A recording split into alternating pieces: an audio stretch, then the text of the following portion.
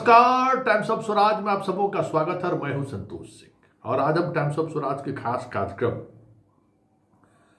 तबादले के आड़ में तमाशा, जी हां, तबादले के आड़ में किस तरीके का खेल हुआ है, उस खेल की वानगी हम आपको तबादले की सूची जारी होने के साथ ही हम दिखाते चले आ रहे हैं। और आज एक और विस्फोट देखिए।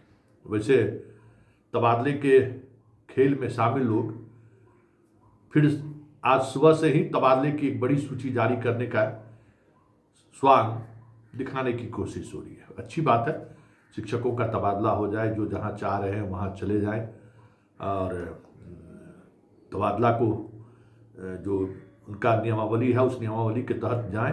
अच्छी बात है, ये होनी भी चाहिए। काफ़ी शिक्षिका खास करके काफ़ी परेशान है, शिक्षक भी परेशान है। लेकिन सवाल ये है कि एस सिद्धार्थ तबादले को लेकर जो नियमावली बनाए थे उसी नियमावली के विरुद्ध जाकर ये लगातार तबादला कर रहे हैं और मामला हाईकोर्ट अब चला गया है। वैसे हाईकोर्ट से बहुत मुश्किल है सरकार के खिलाफ कोई जजमेंट होता हो। पिछले कई महीने से हम देख रहे हैं या कई दशकों से देख रहे हैं। बहुत मुश्किल है इस शासन व्यवस्था में सरकार के खिलाफ कोई जजमेंट ले लेना। सरकार के खिलाफ मतलब सरकार के गलत निर्णय के खिलाफ कोर्ट बहुत कम मौके ऐसे आए हैं जब कोई जजमेंट उस तरीके का सुनाया हो, मुझे याद नहीं। खैर, शिक्षक गण गए हैं कि ये जो तबादला नीति है, जो तबादले किए गए हैं वो गलत है। अप्रैल महीने में सुनवाई होगी।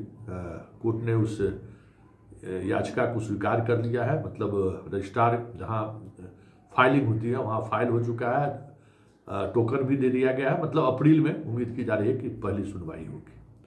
तब तक बाकी जो तबादले की बात हो रही है, हमें लगता है कि विभाग कोशिश करेगा कि अप्रैल से सुनवाई से पहले हम तबादले की प्रक्रिया पूरी कर दें।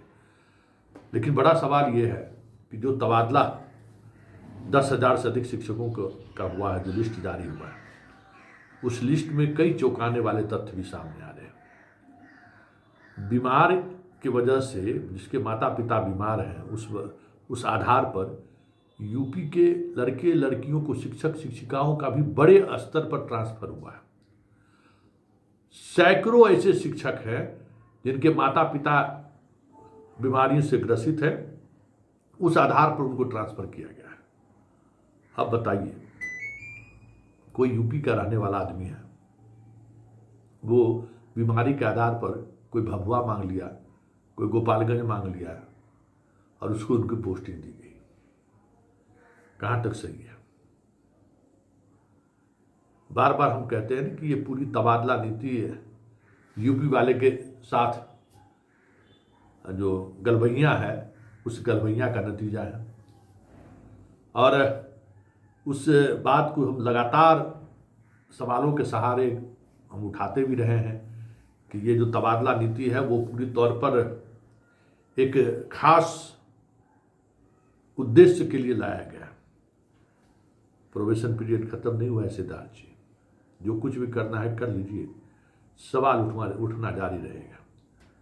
और एक और सवाल है, हम तमाम शिक्षकगण को साक्षी मानते हुए सिद्धार्थ से ये सवाल कर रहे हैं कि सिद्धार्थ जी, आपने एक चैनल टीवी 18 के हमारे अनुज को आपने एक इंटरव्यू दिया था तबादले के बाद कि बहुत बहुत बड़ी बड़ी बातें आपने कही उस इंटरव्यू में। उसमें एक बात आपने ये भी कही कि पटना के 2 स्कूल, बांकीपुर और गर्दनीबाग जिस स्कूल की आपने चर्चा की है, वहाँ 300 400 चॉइस लोगों ने दिया है। तो मैं ये जानना चाहता हूँ कि क्या आपने शिक्षकों से स्कूल का चॉइस लिया था क्या? और एक जिम्मेवार व्यक्ति, विभाग का एसीएस अगर ये बयान दे रहा है तो समझिए कि कुछ न कुछ चीजें तो चल रही हैं। कुछ लोग हैं जो पर्दे के पीछे स्कूल तक की दावेदारी पेश कर दिए हैं, जिसका संज्ञान सिद्धार्थ को हो चुका है। और इसलिए सिद्धार्थ कह रहे हैं कि हम कैसे करें। कौन सा ये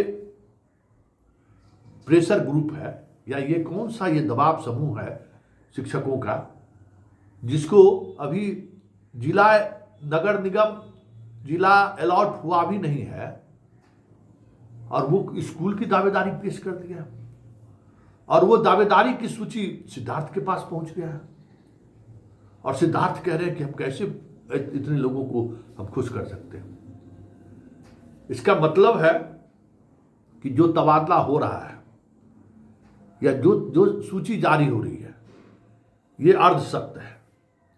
इसके पीछे एक बड़ा सत्य भी है जिस पर कुछ न कुछ चीजें चल रही हैं, कुछ न कुछ अदृश्य ताकत है जो शिक्षा विभाग के अधिकारियों को अपने प्रभाव में ले चुका है। इसलिए सिद्धार्थ जी को इस बात को क्लियरफाई करना चाहिए कि ये स्कूल का ऑप्शन आप तक कैसे पहुंचा है, क्योंकि किसी शिक्षक ने स्कूल का ऑप्शन नहीं दिया है। किसी शिक्षक आपने जो ऑप्शन मांगा है इस शिक्षा कोर्स पर आप देख लीजिए, नगर निगम 10 चॉइस देना है तो नगर निगम देना है, उसमें तो आप वार्ड भी नहीं दे सकते हैं, वो उसका भी प्रोविजन नहीं है, तो फिर स्कूल कैसे आ गया। ऐसे में जो हम लगातार सवाल खड़े कर रहे हैं कि यूपी के जितने शिक्षक शिक्षिका हैं, खास करके शिक्षिका, उसकी पोस्टिंग नगर निगम, नगर परिषद और नगर पंचायत के स्कूलों में हो, जिसका अंदेशा नहीं, जिसकी पक्की जानकारी मेरे पास है। क्या वो खबर जो खबर हम लगातार चलाते रहे हैं, सिद्धार्थ ने अनजाने में ही सही मुहर तो नहीं लगा दिया।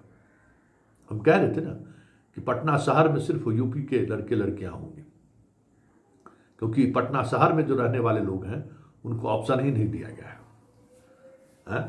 उस समय भी हम सवाल खड़े किए थे कि भाई पटना शहर के जो लोग हैं उनको अब पटना नगर निगम में पोस्टिंग का जो है सो आपने ऑप्शन ही नहीं दिया है। दरभंगा नगर निगम के जो लोग हैं उनको आपने दरभंगा नगर निगम का पोस्टिंग का ऑप्शन ही नहीं दिया है, तो फिर किसकी पोस्टिंग होगी शहर में, जब शहर वाले का और गांव वाला कोई शहर आएगा नहीं। क्यों आएगा? अननेसेसरी उसको भाड़ा वगैरह का, जब तक बच्चा या अपना मकान नहीं रहेगा तब तक क्यों आएगा कोई गांव वाला आदमी।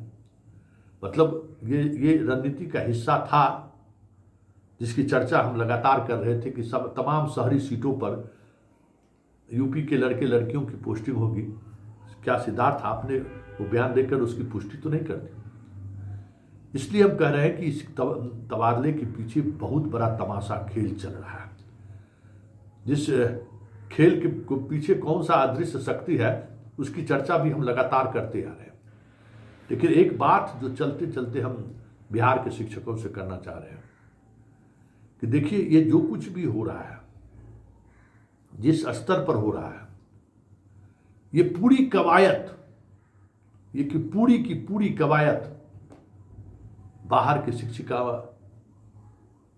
और शिक्षक की नौकरी बचाने की कवायद है, क्योंकि सारे मामले हाई कोर्ट में चल रहे हैं और हाई कोर्ट में जिस तरीके से तारीख पर तारीख सरकार ले रही है, उद्देश्य यही है कि पूरे मामले को इस तरीके से घालमेल कर दो कि लंबा खिंचता चला जाए। ऐसे में चलते चलते हम तो पूछ सकते हैं ना कि ये बिहार वाले क्या गुनाह किए, इस बिहार वाले को किस गुनाह की सजा आप दे रहे हो भाई।